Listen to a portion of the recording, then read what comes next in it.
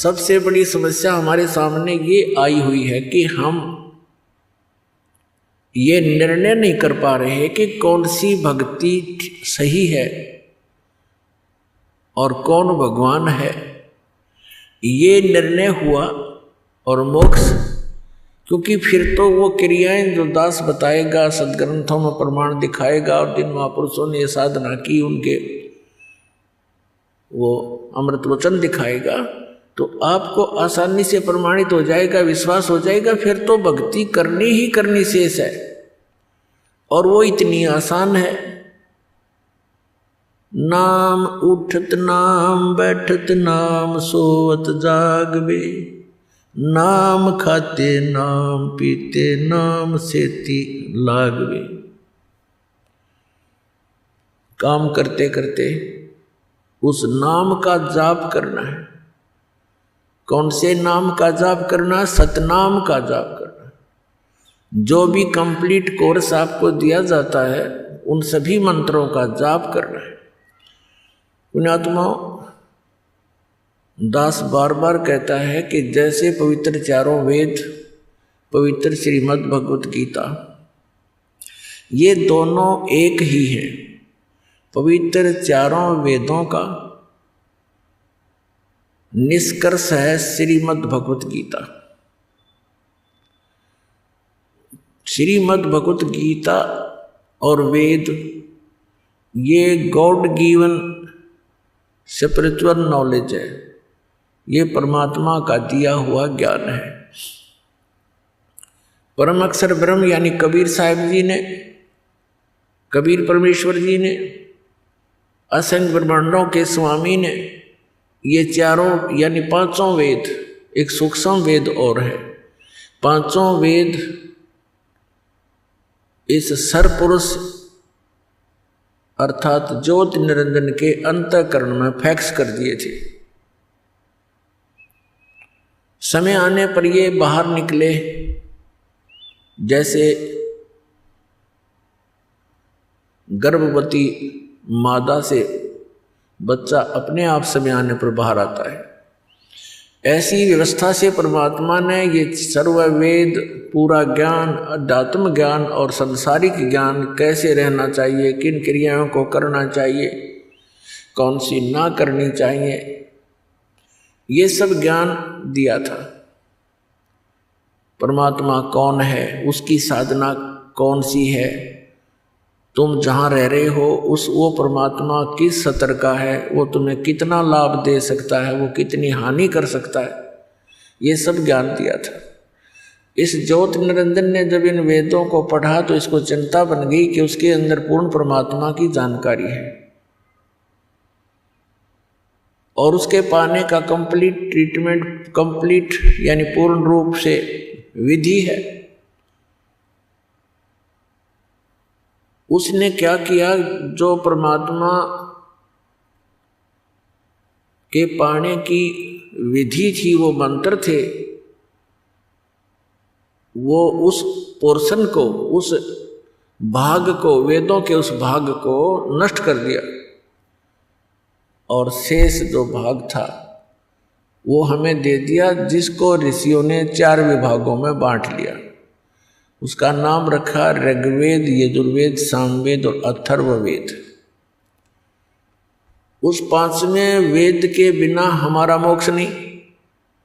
इन वेदों में वर्णित विधि से, 4 वेदों में वर्णित विधि से, श्रीमद् भगवत गीता में वर्णित विधि से केवल ब्रह्म तक की प्राप्ति होती है, ब्रह्म लोक तक जाया जाता है। यहाँ की ये अंतिम उपलब्धि है।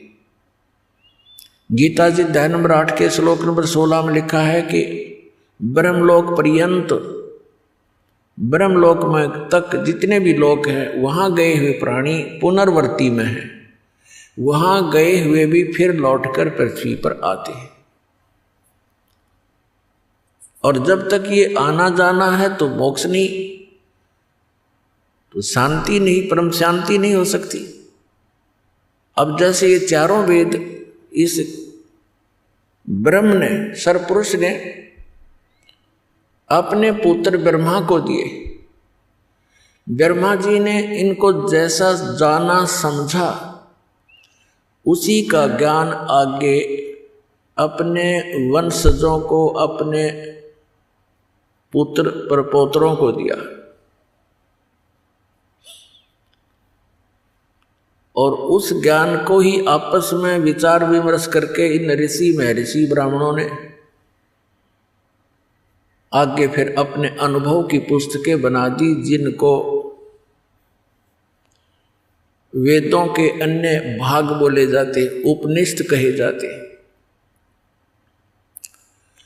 तो जो वेदों के अन्य जो भाग हैं वो ऋषियों के अपने बनाए हुए अपना अनुभव है, उपनिषद है वो उनका अनुभव है। यदि वो वेदों से और पांचवें वेद से मेल नहीं खाता है तो व्यर्थ है। श्रीमद् भगवत गीता का ज्ञान इसी सरपुरुष ब्रह्म ने दिया और इसने श्रीमद् भगवत गीता के अंदर कुछ अपने सतर की अटकल अवश्य लगाई है, जोड़ी है, युद्ध करवाने के लिए और जीव को भरमाने के लिए। लेकिन हमने उसका निर्णय सूक्ष्म वेद से करना है।